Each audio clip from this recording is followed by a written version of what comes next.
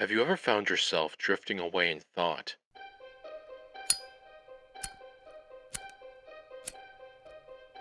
Wondering if there is something out there beyond us? The idea has been embedded into the minds of many, and it is a safe question to ask. But what if I told you that there is something out there? Something much larger than you and I.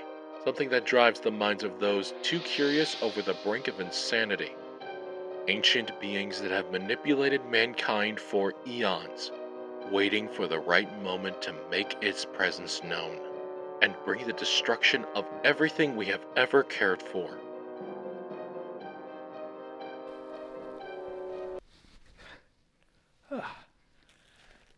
That pretty much sums up cosmic horror, a genre that covers those who get a little too curious for their own good and uncovers something that they should have left alone. Sorry, just give me 1 second here. I gotta fix the lighting in here. This is gonna be fucking awful. Much better. Where was I? Right. Cosmic horror. It was credited to have been created by one Howard Phillips Lovecraft. His work was so iconic that people called the genre Lovecraftian horror. He ended up writing short stories for pulps, such as Dagon, Shadows over Innsmouth, and, of course, the Call of Cthulhu. That's about as much as I'm going to say about H.P. Lovecraft. Alright, let's address the Shoggoth in the room here. While his works have inspired thousands of writers to talk about the elder beings and horrifying monsters, the man in question was highly insensitive towards people of color. The Cthulhu mythos has a ton of writers and brilliant minds that have taken the works and have separated it from the original creator. So much so that it's not really about him anymore, other than giving credit where credit is due. But I'm getting sidetracked here. This video is not about Lovecraft or his short stories, but rather the tabletop role-playing game that was inspired by his works, Call of Cthulhu. Call of Cthulhu is an RPG that was originally created in 1981 by Chaosium. It is the godfather of role-playing games. It's been going strong for more than 40 years now. And I own a lot. I need to stress this. A lot of role-playing games. And to say Call of Cthulhu is one of my favorite games to play, well, that means something. All right, let me tell you a story. My first time running a game of this was something special. I had a group of friends from college come visit me at my cottage one summer weekend. Small, desolate, and isolated. Of course, it just so happened to be thunderstorming that night. We all sat down, I pulled out character sheets, dice, and pencils and began to open the pages. Upon opening a book, I accidentally gave myself a paper cut upon my right index finger. With the blood offering out of the way, I began to run the pre-written adventure of Something from Down There. It was definitely a fantastic way to introduce everyone, myself included, to how the game worked and how to run a proper horror game. Although that's not how a lot of people started playing. Going as far back as the creation of the system, there has been one adventure that everybody has played at some point or another. And it has been looked upon as the quintessential entry to Call of Cthulhu. That adventure is none other than The Haunting. The Haunting has been published with nearly every iteration of the tabletop game and continues to be talked about to this very day. As something as notorious as this, I'm actually embarrassed to admit that I've never ran the adventure, nor have I played it. I know, a lot of people are already about to strip me of my nerd card, but hear me out. I was fascinated by this adventure for the longest time, and I wanted to do it justice. So, my goal was to learn as much as I possibly could about the adventure and compile all of my information and tools to try to run the best possible game of it. So, allow me to be your keeper of arcane lore for this video as I try to uncover the secrets behind what goes on in The Haunting. All right, before we continue, I'm getting sick and tired of this wrapping paper. Okay.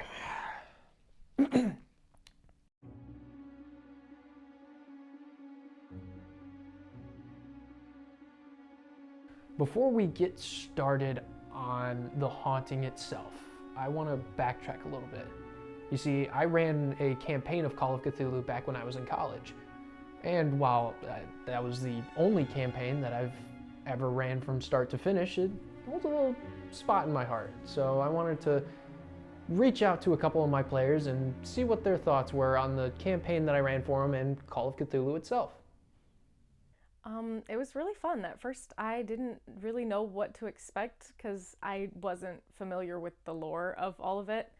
But then we made characters and started playing, and it was weird, and I had no idea what was going on. And that's I think the best part is just the you never know what's gonna happen, and you never know what's coming. Keeps you on your toes. So, I mean, I really love Call of Cthulhu. I mean, I really like the world that it's in. Just as personally as a big fan of H.P. Lovecraft and the world that he created. I mean, it's so cool to be able to, one, immerse yourself into the kind of settings that he is, of the early 20th century, and just the culture of the times. Also, as a big fan of history too, you can kind of really immerse yourself into it, and then also just the wacky outlandish crazy scenarios that you can find yourself in. I just love it. After we played the first game, I was really intrigued about what all of this was based on, and so I read a small collection of short stories by him, and I really loved it. Shadows over Innsmouth is my favorite one. I really like that one because it's just got it's got this spooky element of there's people, but they're not people, and there's something off, but you can't really tell. And I think that's another great part that I like about the whole mythos surrounding the game is that there's something off, but you don't know what until you get really in there. You can guess, but you'll never know for sure until you're facing it. So in my first campaign of Call of Cthulhu, I played a prohibition inspector by the name of Omar Yates, who found himself meeting up with a bunch of other misfits and vagabonds aboard a cruise ship where we were shipwrecked, and then had to defeat a ancient god that was in a temple that one of our other players seduced and produced a star spawn with. Which we then had to fight at the end of the campaign. What is your most memorable moment playing Call of Cthulhu? Probably when I died.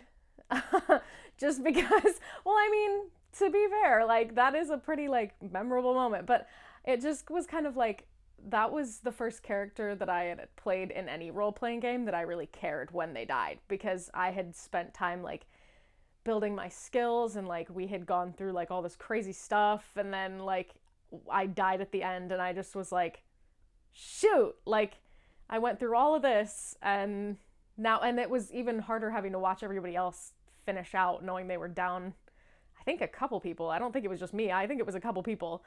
But yeah, yeah, that was probably my most memorable part of the game, was just when I died, and the way everybody else reacted when I died was made me feel good inside.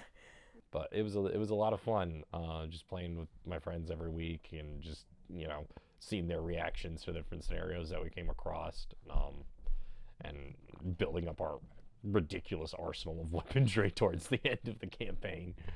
But it was a lot of fun. I tried to romance a secretary named Rose, and unfortunately I did not make it back to her at the end of the campaign, because Omar had a very, very unfortunate fate. Just do it. I mean, you're not gonna you've got nothing to lose with it, and just really go balls to the walls, make your character. I mean, really do, if there was anything that you wanted to do in the 20s or in the 30s or in the Old West or in the 40s or anything like that, just go for it. The worst thing that you can say when playing a role-playing game is no. You have to be very accepting of what's going for it and just kind of lean into it, because if you're closing yourself off to different stuff, you're just not going to have the same experience. So I think it's really best to go into it with an open mind, and really just kind of test the waters, push the envelope. The sky's the limit with these kind of games. So yeah, I would say do a little research first, just on all of the stuff, because it's very cool to play when you don't know what any of it is, but it's even cooler when you can kind of go, oh, I think what we're fighting is this, or like I think this is the premise of like this sort of thing we're doing. So I feel like it is fun to go in kind of blind, but it's like kind of better to have like that knowledge behind it. And also take care in creating your character, because I think Call of Cthulhu was the first time I cared about creating my character. Like for D&D and stuff in the past, I had just kind of thrown stuff together last minute and didn't know what I was doing. But at that point, I like sat down and like took time to create the character, and so I felt way more like in the character, and so it made everything that we did kind of more real. So I would say like take creating your character seriously and like really put your best effort into it, because it makes it even better. Overall, it was really good to hear from them, and kind of gives you an idea of what kind of game this is and how I like to run it. So, now that we have that out of the way, without any further ado, why don't we dive into the adventure known as The Haunting.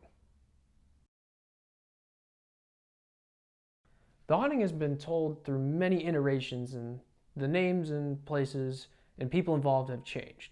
So allow me to lead this act with the most common telling of this story, the one that most veterans of this game know it by.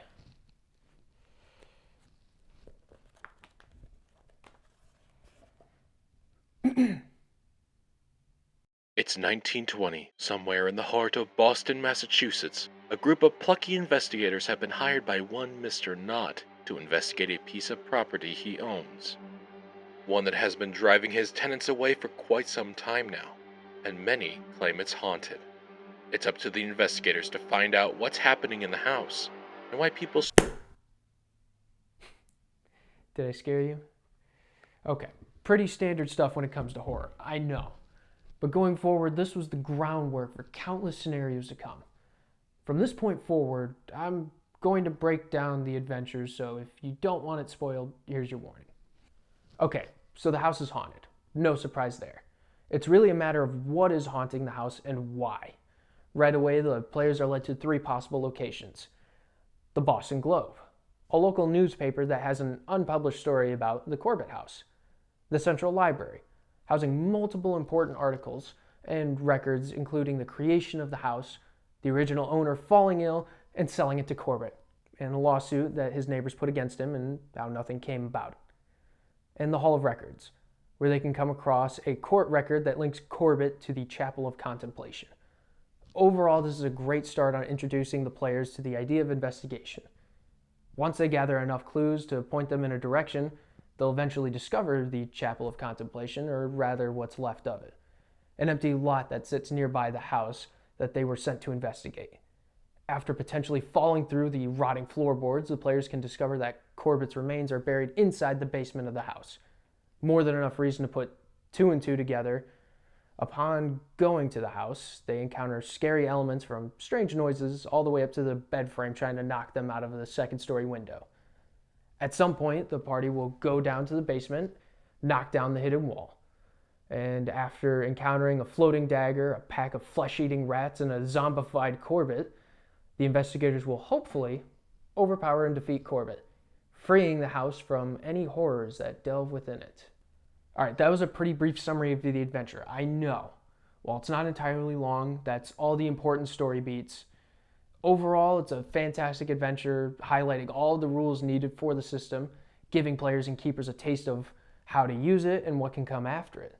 I mean, it's been around for so long, it has to have some history. But now you're probably saying, but Hunter, that's my name by the way, it's Hunter. But Hunter, what more can you say about this scenario? You gave a piss poor explanation on what it is, and there's nothing left for you to say. First off, rude. But it's essential to understand, I promise you. So now that we've gotten that out of the way, let's pull back the curtain on The Haunting and see what more we can find.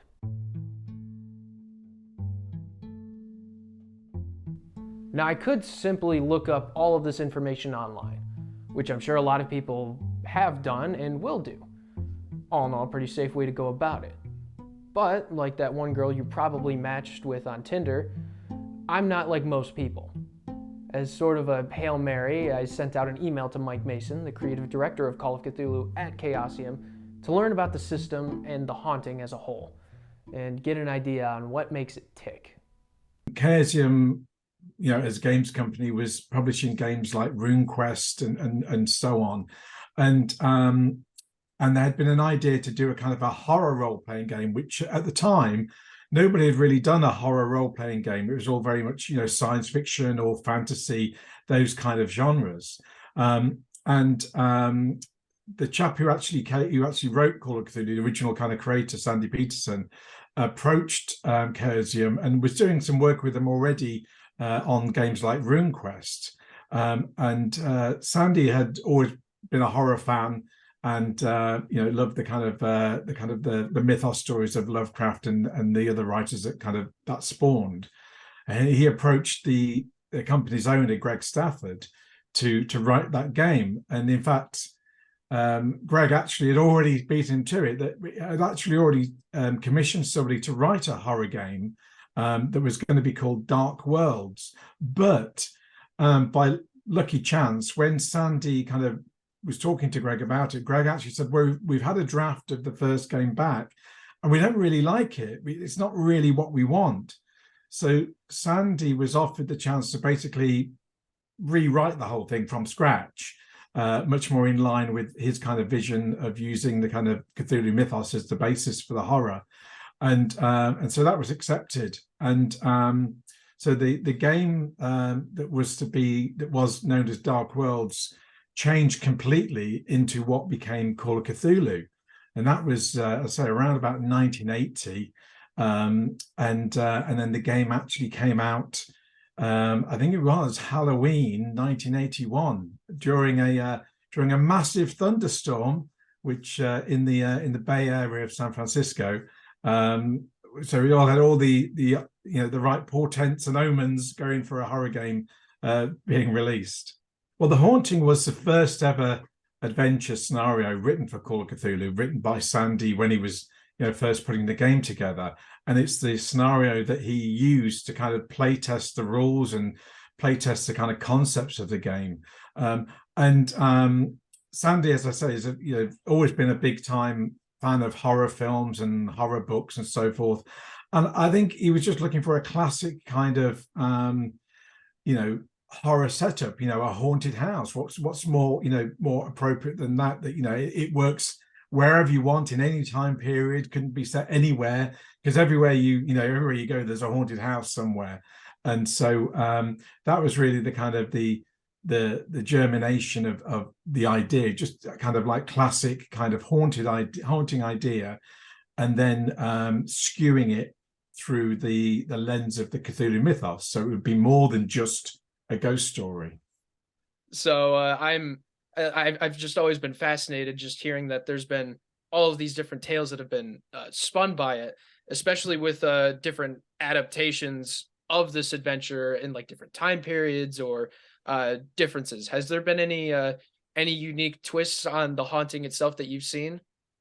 I think the ones that really interest me are the ones where people have done a kind of continuation or a sequel scenario to The Haunting, where because there's a few kind of plot seeds in The Haunting that are just left there that don't really go anywhere in the main scenario. They're just kind of little ideas that if you wanted to run with and develop another kind of follow-on adventure. So it's been very interesting to see people kind of take those ideas and develop their own adventures that spin out of The Haunting. And as you say, some kind of link, in the sense that The Haunting is kind of by standards sort of set during the 1920s. I mean, you don't have to play it then, but I mean, that's the standard. And so some of the sequels take place a few years later in the 1920s, with people going back to the house and discovering that what they thought they'd solved wasn't fully solved, or that in the actual original the scenario, there's a kind of rumors about this strange kind of cult of followers that is somehow connected to the owner, one of the owners of the house. And so one of the spin-offs is to go kind of searching for this cult and see if they still exist and what are they getting up to elsewhere, and so on. And that can happen, as I say, in the 1920s, but even modern day, they can kind of find, you could almost play The Haunting in the 1920s, and then do a sequel where the kind of the your notes, your investigation notes from that adventure are found in the modern day by another group of investigators in the modern day, and they're kind of now drawn into it, 30, 40, 50 years later, to kind of see what happened in the 1920s, but what's actually happening now, what's happened since. So those are really kind of exciting kind of spin-offs that some people have done that are always great to see. There is a kind of potential to have a big kind of fight towards the end when you kind of find out the full secret of what's inside the house.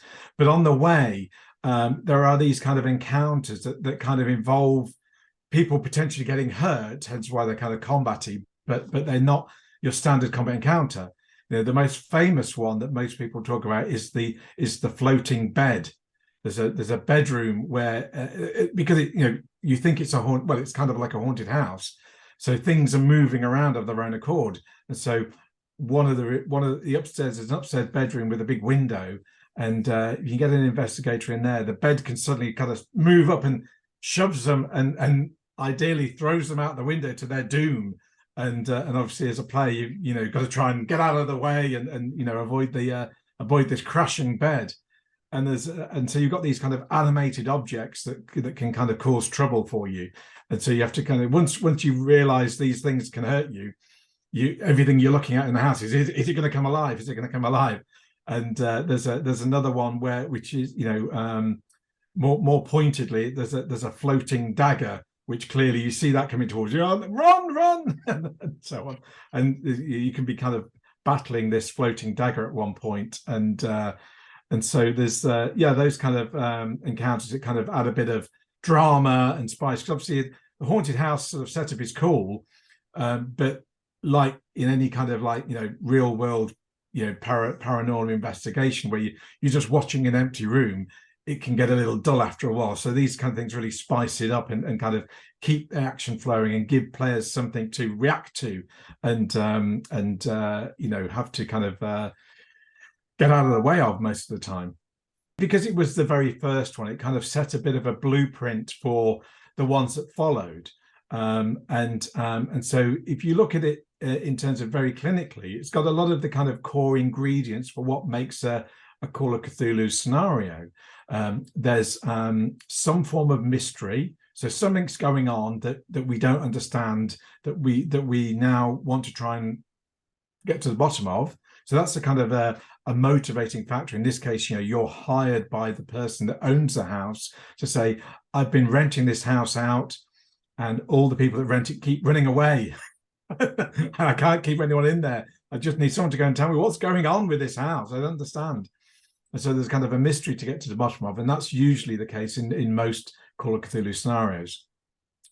The other angle that's part of the blueprint is that although it's a haunted house, it isn't really a ghost. It's something to do with the Cthulhu mythos. It's to do with strange magics and a kind of an undying kind of person that kind of has been affected by the powers of the Cthulhu mythos, who's lingering around this house and causing these things to happen. So what you have is this kind of double layer mystery where you think it's a ghost and you're looking for the ghost and it kind of acts and looks like a ghost, but there's a layer. You peel that layer off the onion, below it is another layer, and you reveal another kind of dimension and a deeper secret. And that's the whole kind of point of Call of Cthulhu. Think of it like an onion, and every layer you peel off is a deeper secret till you get to the real secret in the middle, which is, as I've just explained, there's this kind of undead kind of guy who's still in the house basically.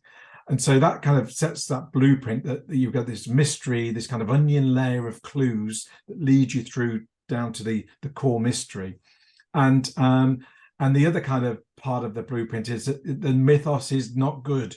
It's not good news to humanity. It's wherever you find it, it's bad news. It affects you badly. It can kill you. It can drive your characters insane, and it's that kind of sense of a horror story is in there too. So the haunting kind of provides those kind of three kind of pillars to what is a core Call of Cthulhu scenario, and obviously it's had its influence over 40 plus years on the game in terms of that. But what's also nice to see is obviously all Call of Cthulhu scenarios aren't the same as that. Although they're inspired by and they have the same kind of ideas about following clues and finding a mystery and working to stop the forces of the Cthulhu mythos. As scenarios develop and progress and go on, they take those ideas and really kind of expand upon them, so they look and feel very different in different scenarios, and so you don't feel like you're playing the same game all the time, if you see what I mean. The stories are very different. It's like, if you think of it like a novel, you can read lots of different horror novels, and they all have the same basic DNA in that there's some sort of mystery or some sort of monster and some all those kind of same things, but they all read really differently and tell very different stories. And that's the same with Call of Cthulhu scenarios. Although they have the same kind of core components, they play very differently, and they highlight different aspects of horror and mystery gaming in that way. So the Haunting has got an historic part in the whole development of the game, and has influenced many kind of follow-on adventures over the years. But as I say, it's more about the DNA of how it does it and how it combines those things, rather than just saying it's the same old story of again and again. We make these games, we make Call of Cthulhu in particular, to have fun with. We enjoy writing them and making them and playing them ourselves. And so the best kind of feedback we have is people saying, well, we played them and we had a great time, because that's the point. And so as long as you're having fun, and that's really what it's all about. So if the Haunting can have spend a couple of hours with your friends and you all come away having had some fun, then that's a massive win. So fantastic. Yeah. Hearing how The Haunting got its roots outside of Call of Cthulhu is so cool. I gotta say, it's fun peeling back this onion bit by bit. With all these good points, it gives me a better understanding of how these mechanics are used and what I can do to improve a potential game. But I feel like I need to speak with another expert on the matter, one that has covered this adventure in length. Enter Seskorkowski, a prominent YouTuber that talks about tabletop RPGs. It is very well versed in the adventure. I found what was fascinating with it is it's such a kind of a classic story. The haunted house, the thing in the basement, and game wise, it's very self-contained and tight. So both times that I've run it was as an introductory adventure to investigative games, because anything that I wrote ended up being just so large.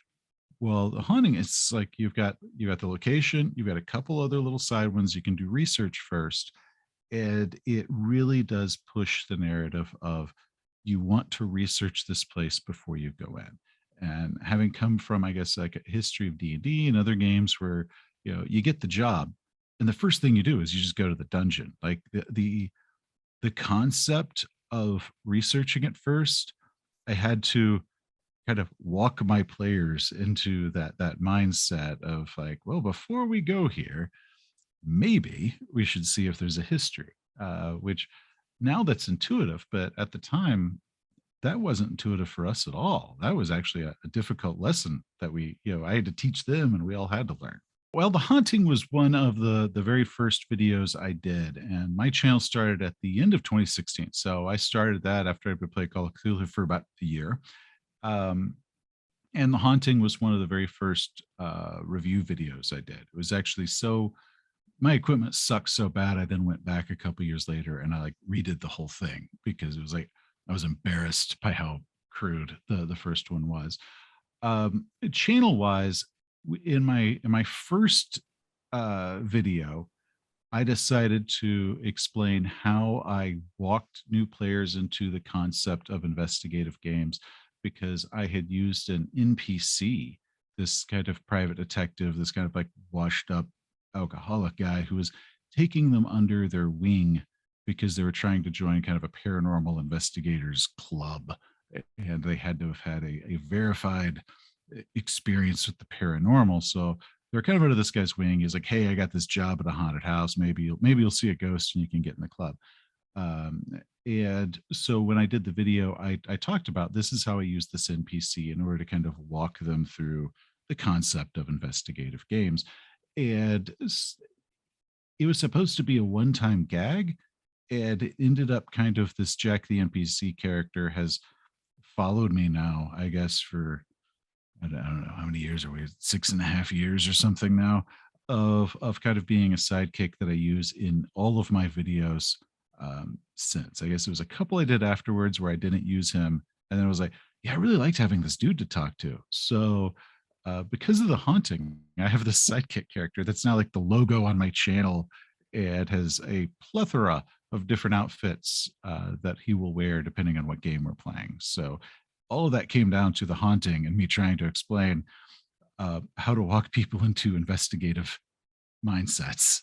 Whether you start playing Call of Cthulhu in 1983 or 2023, this is probably the first game you played. And that actually at this point crosses several generations. And one of the things that I really like about that is you have the shared war story aspect. You can have a brand new player who's 16 years old, who's talking in a Call of Cthulhu group with somebody who's 50 years old, and they could talk about their first game. And there's a good chance they're talking about the exact same adventure of, where they had to have this bed that tried to kill them and all of this. That's one of the things that makes it iconic, is just the fact that it has remained in print as the introductory scenario for 40 years. But why it's been that way, once again, it comes down to, it's a very simple, it's self-contained. And at this point, there are so many fan handouts and supplements and how-tos. I mean, you can, if you dig through like the darker, dustier parts of the internet, you can find message boards from the late 90s that when the internet was still brand new and we're all on dial-up, of people giving tips on how to run the haunting.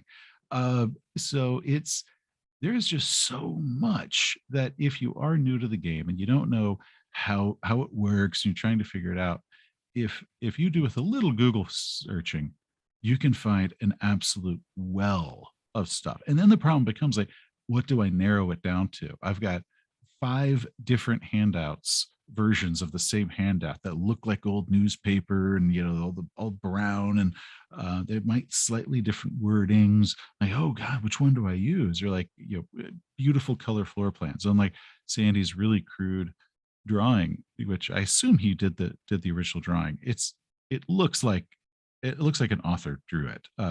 It's not the best picture in the world. They still use the same picture. I mean, Chaosium has they printed this for 40 years, this one crappy map, because that's all you need. But you can go online and you can find so many different versions that people have made for virtual tabletops, or you can see 3D models people have built. So part of why it's so just iconic is that lifespan. There's so much out there for it that the fans have kind of added to it. So it's it's kind of like a rite of passage for a long time Call of Cthulhu players. Eventually, you got to do the haunting, man. I think it's on yogsathoth.com. There is like a list of alternate ways you can run it. Like if you're doing Gaslight, so in like 1890s London, or if you're doing modern day and they're ghost hunters. So it's super versatile because it just requires that you have an old house. And it doesn't have to be in any, they're like, it's in Boston originally, but it just requires an old house. You could put that anywhere in the world. The one that I was always actually like intrigued to be the moment that I ever saw it was as a ghost hunter one, where you go in like one of those little ghost hunting shows where it's probably like half fake, and they're very broy, going into to like, we're doing the Corbett house. There's all these legends about it, and then lo and behold, it really is haunted.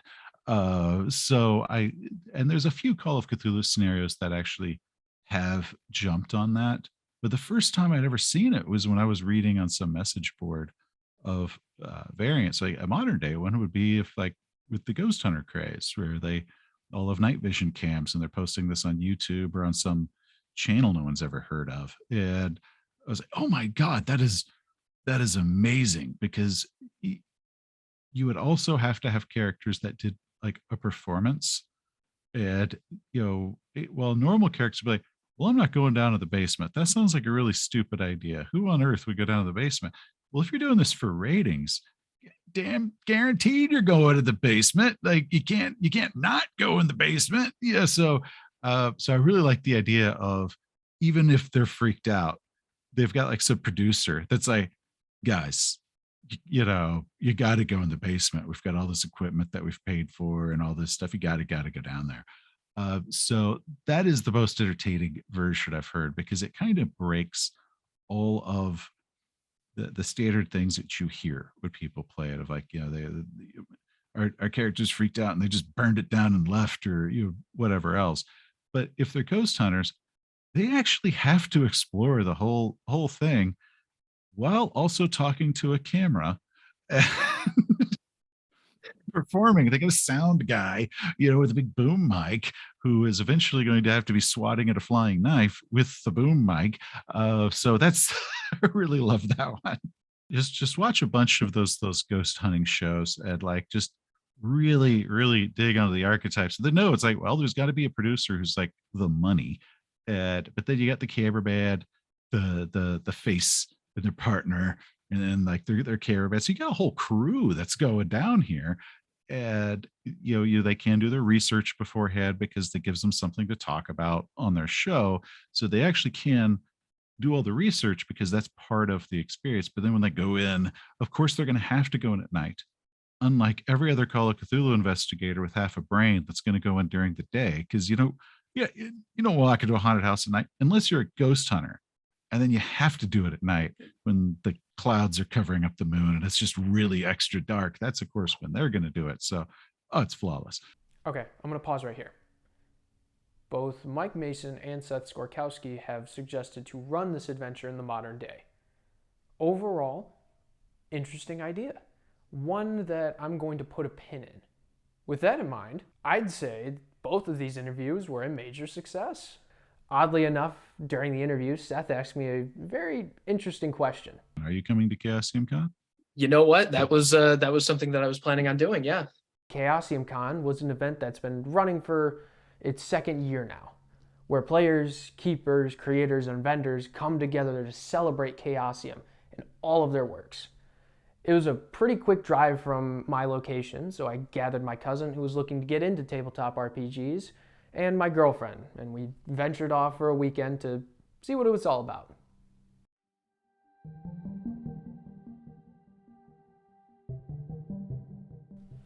There was a lot to see and do there.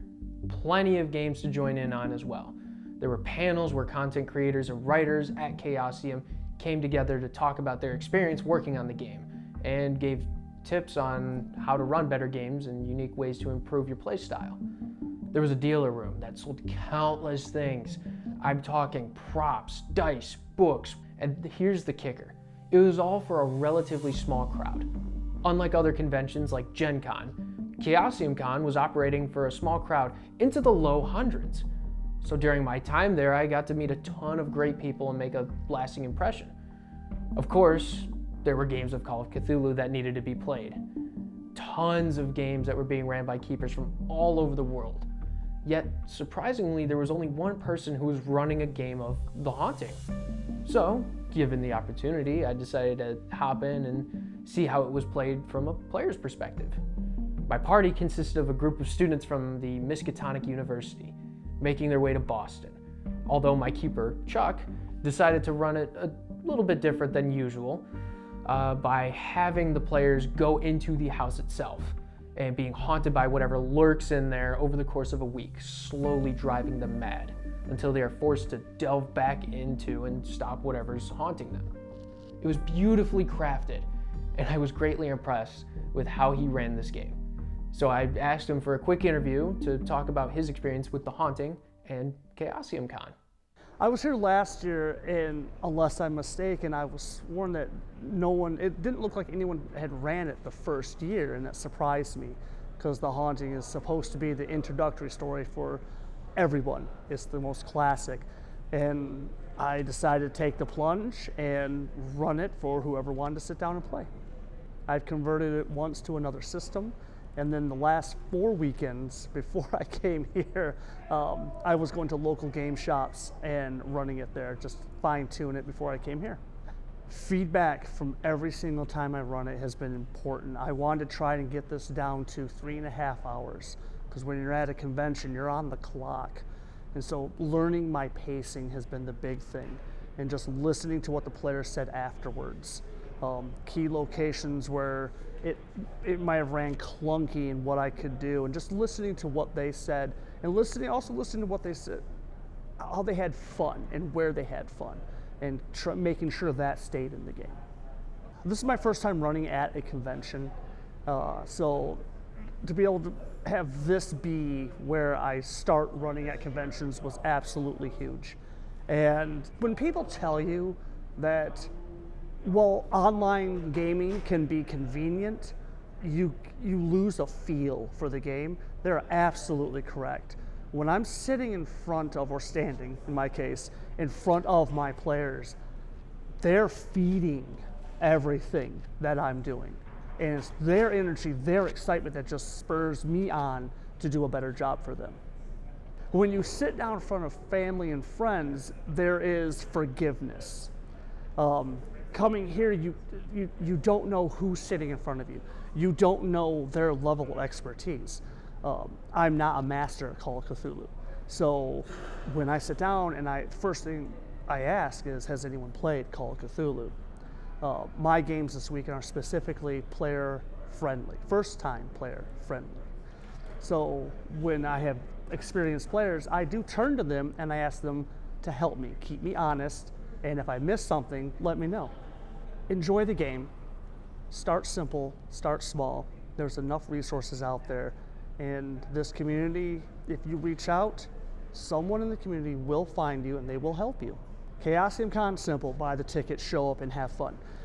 The community here is just absolutely phenomenal. It is some of the nicest and fun-loving people you're going to meet anywhere. When it comes to running games or just getting out there, because I've heard it so many times and they're true when they say just do it. Get the game, prep yourself, practice ahead of time, and honestly, you'll do fine. Chuck was a fantastic individual to talk to, and he gave me a much better perspective on how to run this adventure. It's like he crafted it into the perfect way to run it. He mastered it to a science. Props, characters, story beats, it was all there. I'm glad that my first time playing this adventure was with him. Now, I had a ton of fun sitting down with everybody, learning how to run better games and how to be a better player and how to make sure everyone's having fun. I got to shoot the shit with the folks at Under the Library and Up Your RPG. They're fantastic. I also got to check out a program called Quest Portal and its monthly subscription, AI Elder. It helps you run better games of Call of Cthulhu using AI, a program that I will most definitely be using in the near future if I run games online. Countless other people were there that I hope to see next year as well. It's an experience I will not forget. But there is one more person that flew under my radar. One person that I had no idea how to get in contact with, but has played a very crucial role in the development of Call of Cthulhu. Hi, I'm Sandy Peterson. I'm the president of Peterson Games, but back in the day, I was the designer of Call of Cthulhu, and pretty much I had a finger in everything Chaosium did up until 1988. Of course, I had to talk to Sandy Peterson, the man who started it all, writing The Haunting and Call of Cthulhu itself back in 1981. Sandy eventually founded Peterson Games and has been working with them while having some ownership at Chaosium. I wanted to pick his brain and see what he thought of the adventure, since it was his brainchild.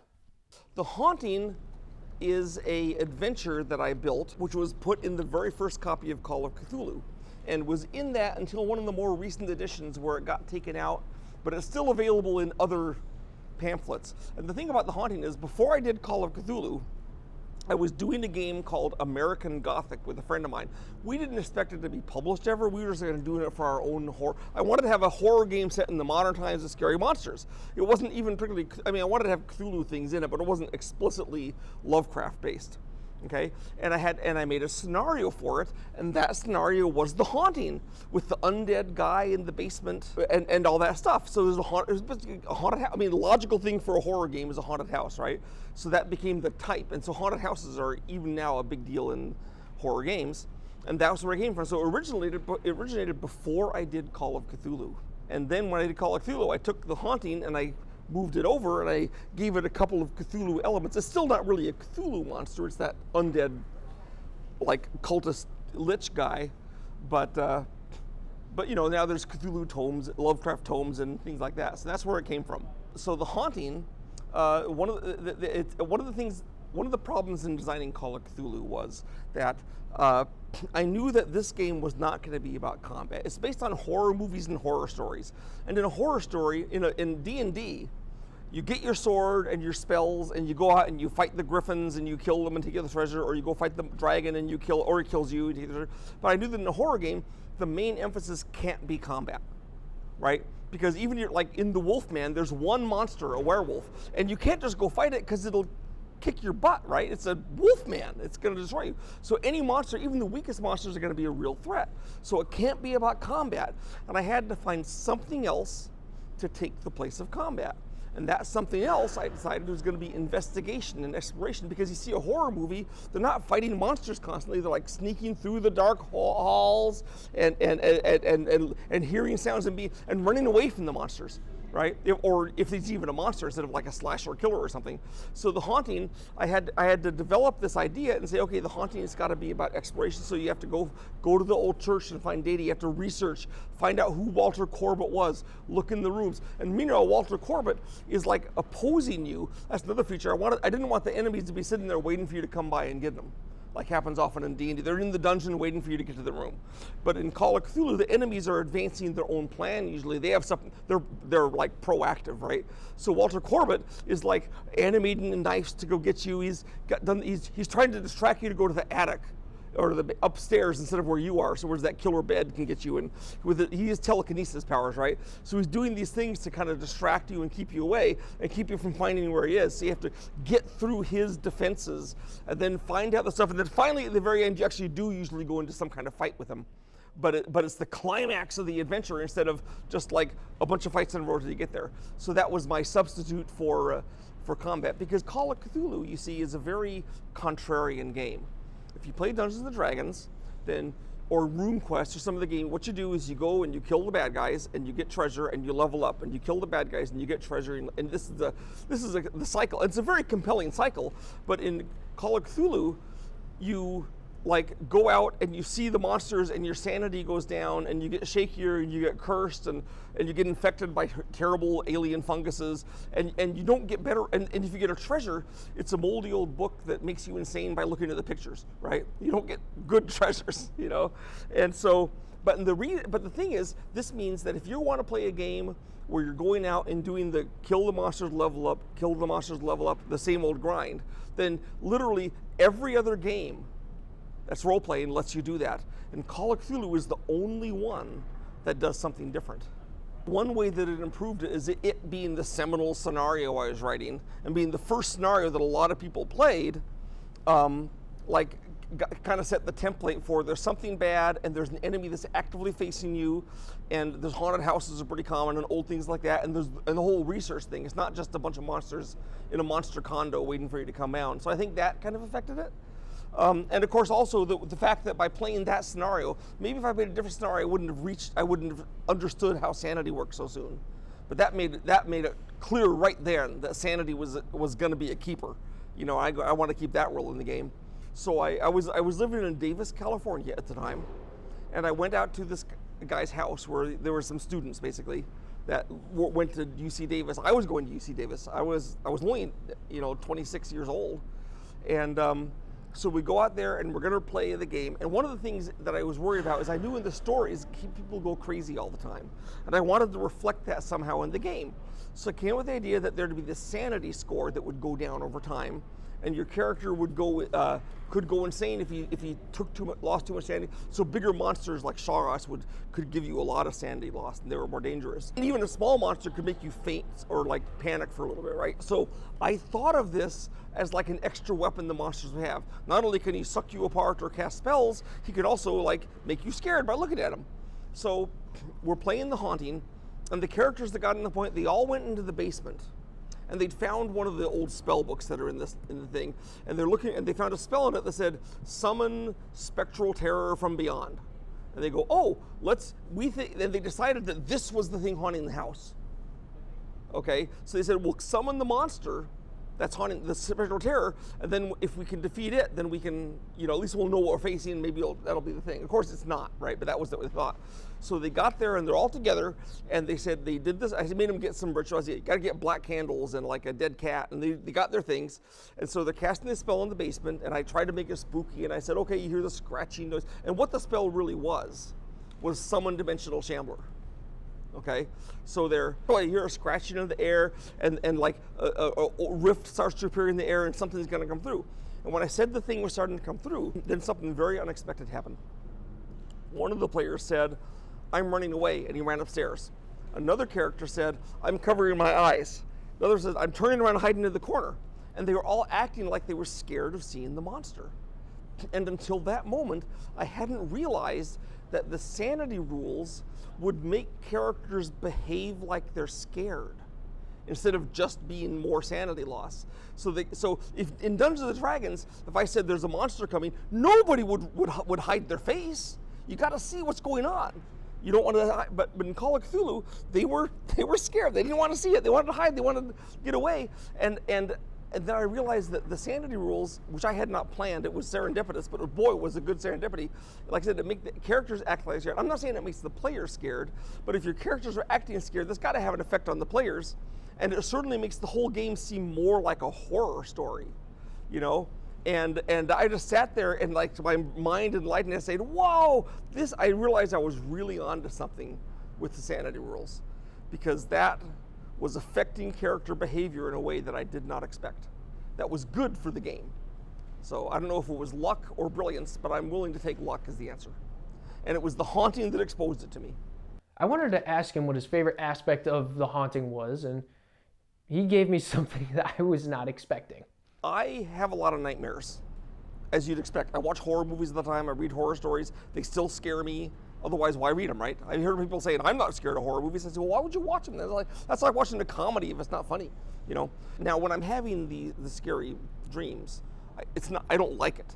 But when I wake up, I'm like, "Whoa, that was cool," and I often put these into my things. Well, one of the recurring frightening dreams I've had many times over the years is to be in an old house, often my grandpa's house or someone, and I find the secret chamber full of old books and papers and yellow light coming through the window, and there's a withered corpse at a desk or on a bed in it. And as I get in there, the corpse starts to move, it's dried, right? And then I always wake up before it gets me, okay? But I've had this dream a lot, and I had it before the corporate house, and it's based on that dream. The secret chamber with the books and the creature in there is all from my dream. So that is the part that hits me because it's personally my nightmare that I put into that house. So that's what the part I like, because it's my nightmare. And so my undead are always like that. They're always these dried, withered things that they aren't zombies, they aren't rotting, they're more like mummified. But and that might be because when I was a kid, I saw a bunch of mummies from the Southwest desert in a museum, and that's what they look like, right? They're pretty scary. I don't think I've ever said that to anyone. Really? I've talked to people about how I have my undead are yellow because of the yellow. It's always a yellow light in the room for some reason. I mean, I didn't put that in the Corbett house because he's in a sealed-in basement, but the idea was there. But I've never said that the Corbett house was specifically based on that recurring nightmare, which I haven't had for about the last 10 years. So I'm okay with not getting it though. Yeah. So don't come back. Okay, I know I have one camera that's shaking on a shoulder rig, so you can't really see my facial expression towards Peterson, but I will try to give you a good representation of what it looked like when he dropped that little bit of information on me.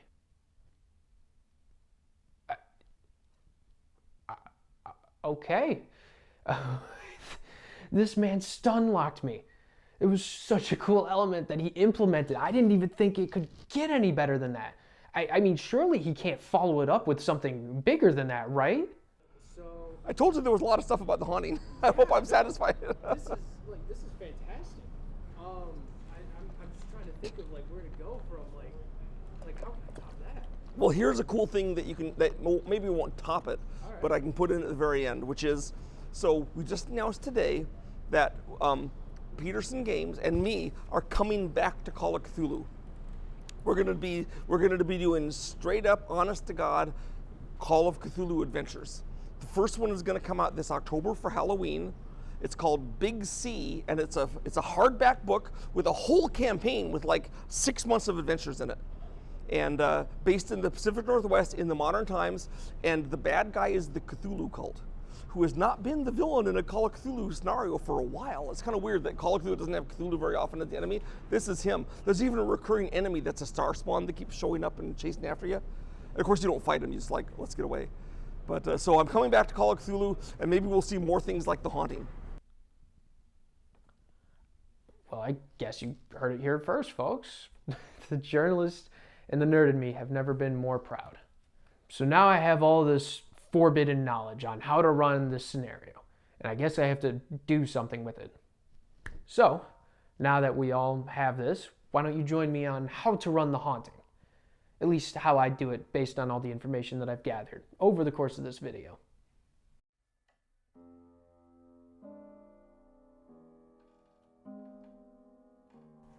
So naturally, we have to run this adventure in the modern day, both as a testament to Peterson's original idea and to Skorkowski and Mason suggesting it.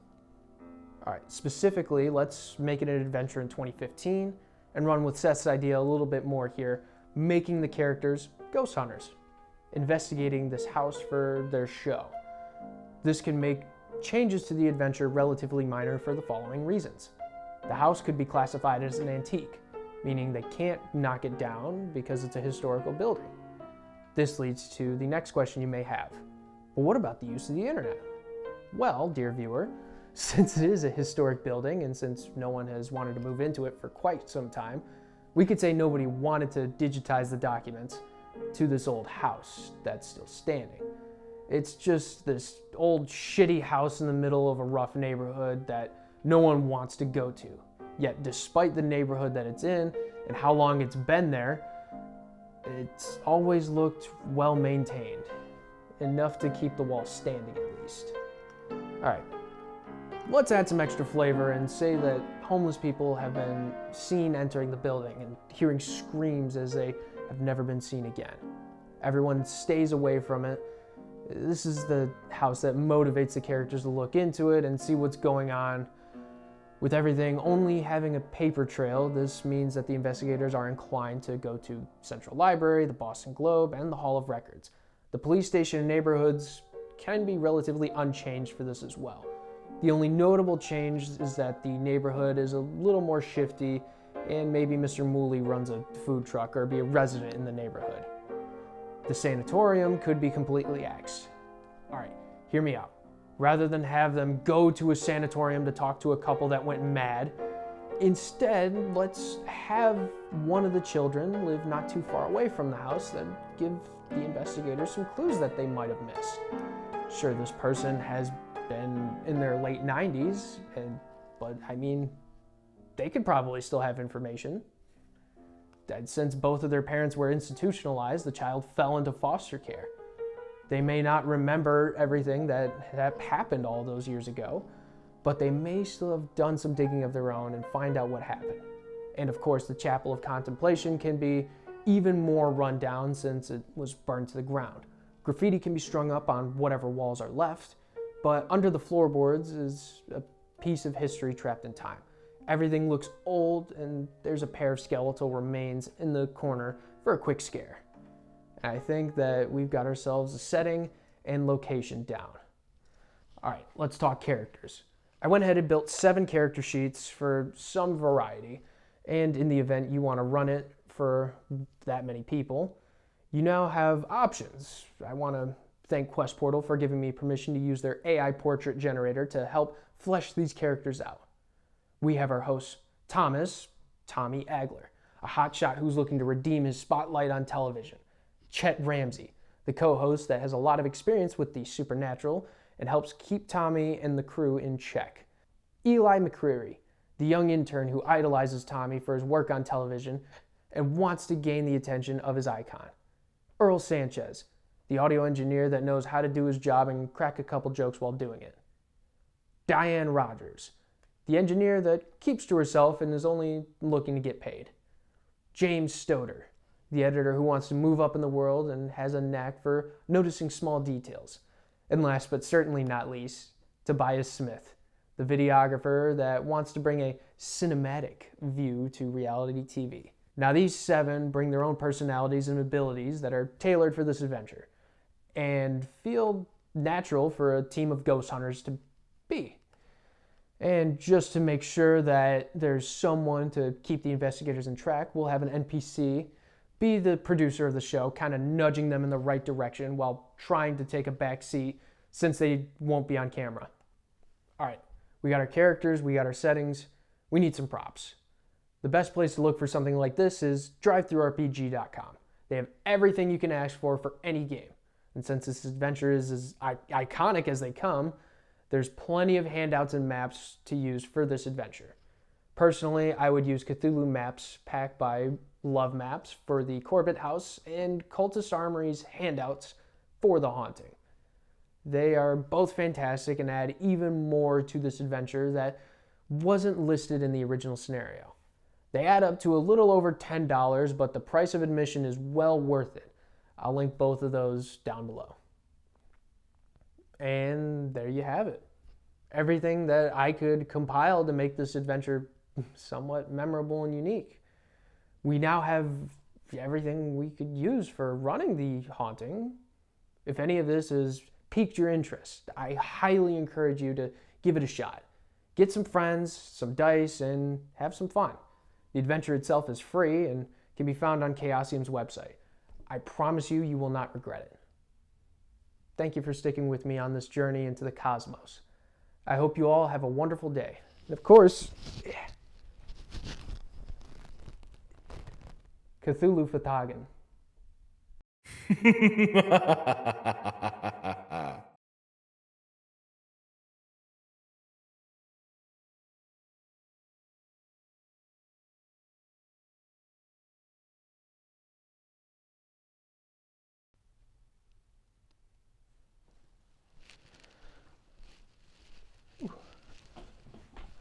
All right.